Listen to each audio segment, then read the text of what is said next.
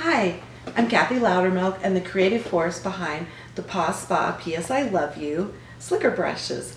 A slicker brush to me is a non-negotiable if you have a long-haired or a thick-coated dog, because you have to be able to get in there and get that undercoat and be able to take out mats with ease, and that's what a slicker brush is for. And if you take a comb or any other kind of brush, it's going to pull, the dog's going to cry, they're not going to want to be groomed. With a slicker brush, they'll just lay there and you'll just work a knot and it'll just come out and it doesn't hurt them. So with the Paw Spa Slicker Brush, I wanted to design my own brush that has all the features in it that I like in a slicker brush. And so that's what I did. I asked them to give me the rounded pinheads on it, because the rounded pinheads don't hurt the dog's skin, or if I slip and hit myself, it's not going to cut me, which I've had slicker brushes do. And then I asked for a medium soft cushion. You don't want it too soft because that's more for finishing, but if it's too hard, it's uncomfortable to use, it's uncomfortable on the dog. So a medium soft cushion that gives a little bit. And then I asked for an ergonomic handle. And you can see both the large and the small have the ergonomic handle.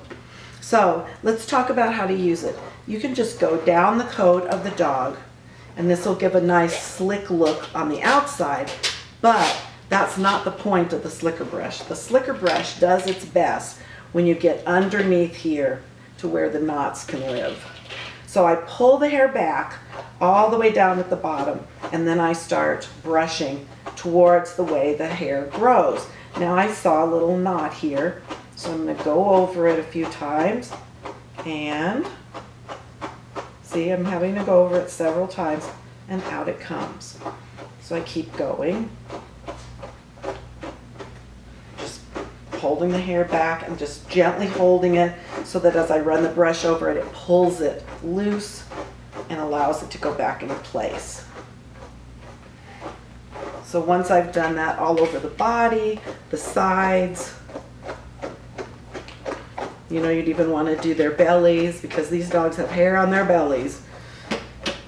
You know, underneath here. And then you've got the little brush. And the little brush is for those small places, like around the mouth, because we don't want a big brush that could maybe accidentally hit their eye. That would be terrible. So I do around the mouth. Yes, huddle, buddy, huddle. And I also like to do the paws with it.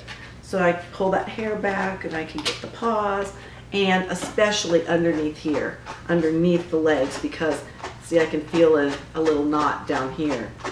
And so I want to make sure I work out any knots that are underneath, or it can get really bad and you end up having to cut them out.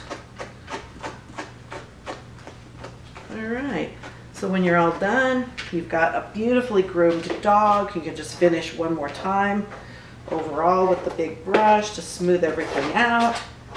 And there you have my beautiful sidekick, Fabian, all groomed.